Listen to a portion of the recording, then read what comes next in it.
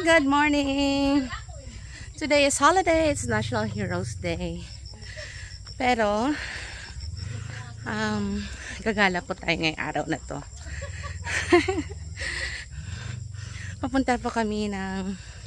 Diyos ko, my God, ang hingal ko. Grabe. Pupunta kami ngayon ng Silva's Hot Spring.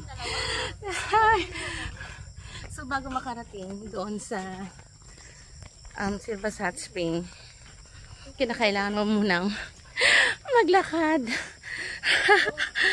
Ganito po yung lalakarang area. Kasaganyan. And then, mayroong cemented pathwalk. Grabe.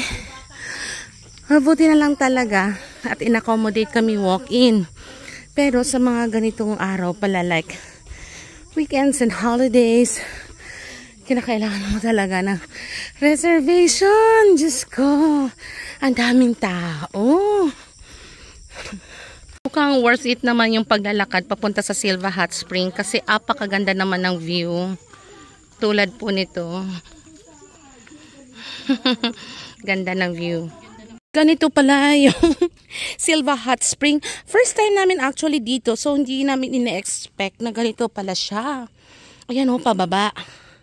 Kasama namin yung aming mother na senior. Mabuti na lang, mayroon pwedeng i-rent na multi-cab para magdala ng mga bagahe. And pwede rin sakyan ng tao pababa dito. So ayan, nagbayad na lang kami ng multi-cab para, ayan, sakay si nanay at saka yung mga gamit namin papunta doon.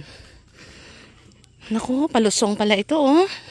Yan po, talagang ang lalim, oh.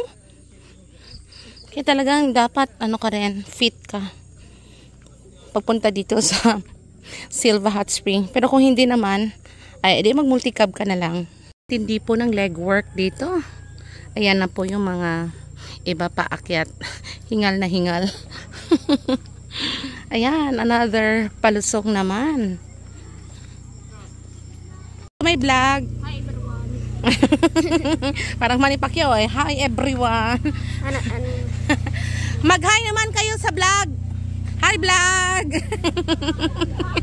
Hi viewers. Ito yung registration area.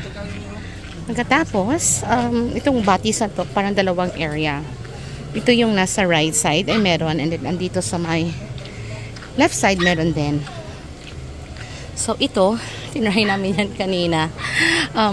Mainit. Ito yung parang pinaka mainit na area. Siguro andito yung pinaka source talaga ng hot spring. Ayan, so talaga yung mga putik-putik pa kasi it's really really natural.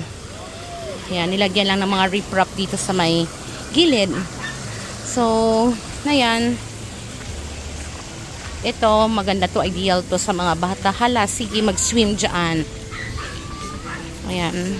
So, mahaba po ito. At ang sa kahabaan po nito, ito yung parang nagsisilbing pool. Maraming naliligo dito. Actually, ang daming matatanda eh. Ayan. So,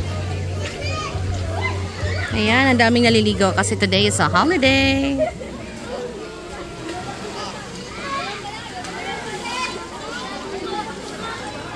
Pupunta tayo ngayon dun sa area na yon.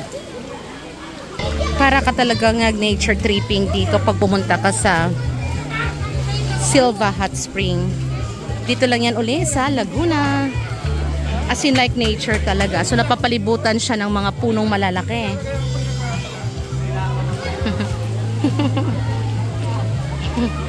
Ayan na po yung aking poging anak ko. Ayan. Kuya!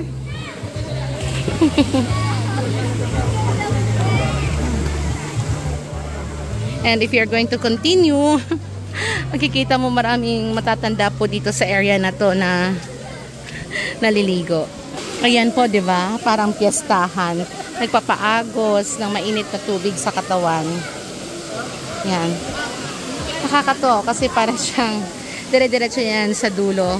Parang kanal, hot spring po yan. Kahit naman maraming tao, maluwag naman tong Silva Hot Spring eh. Ayan.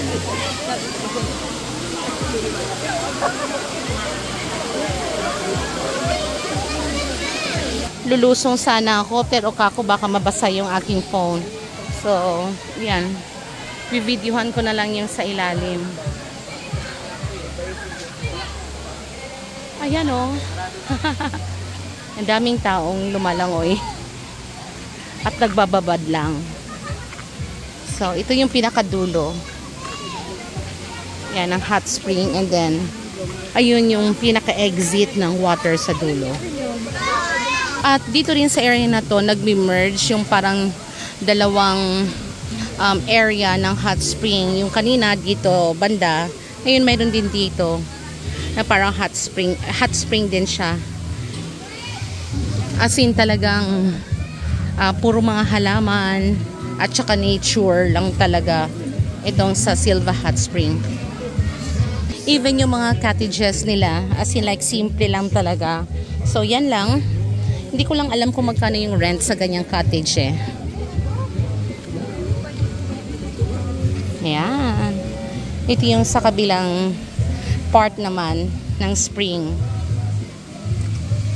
Ito. Pero if I am going to compare yung init ng dalawang part, ito kasi yung nasa left side, medyo hindi ganun ka-init.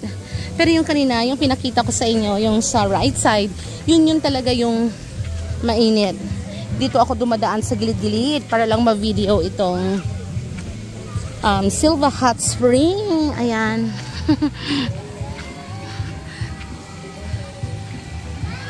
Very ano lang talaga, simple lang ang kanyang mga structure at saka yung kanyang mga kubo. Nako, ang problema ngayon, saan ako dito dadaan? Yan, susuot na lang ako dito. Sana wag mapagalitan.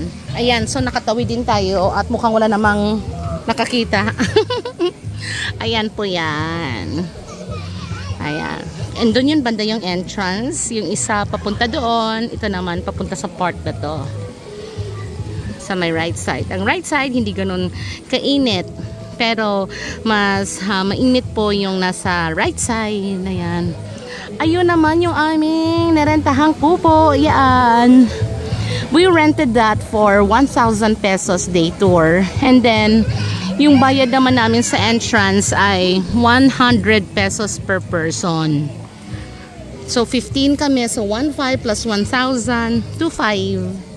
And, ayun, transportation kayo nasa multi-cab, we paid 200 pesos pababa. So, I just paid 2,700. Nakapag-chill-chill na.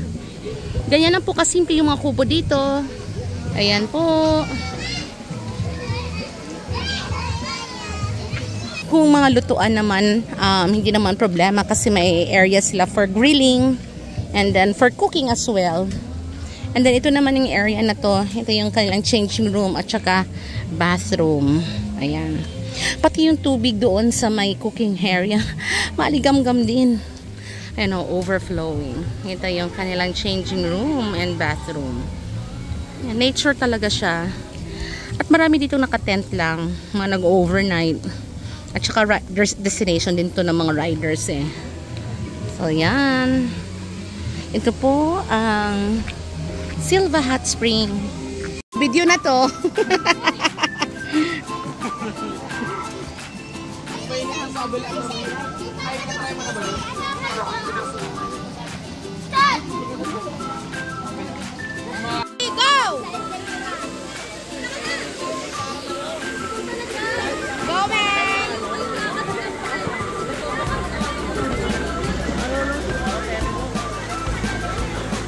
Dora!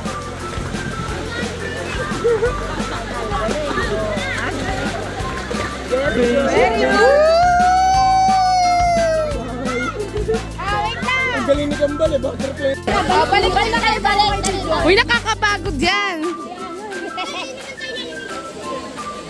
Pamilihan mo kayo. Ngayon, gusto mo ano, cheat code. Ganito lang mo, cheat code. Ay, sige ako! Si Mama din. Ganun lang. Ma-i-stop ko yun pag gumangang kasi. Maganda yung dalawa kayong dalawa.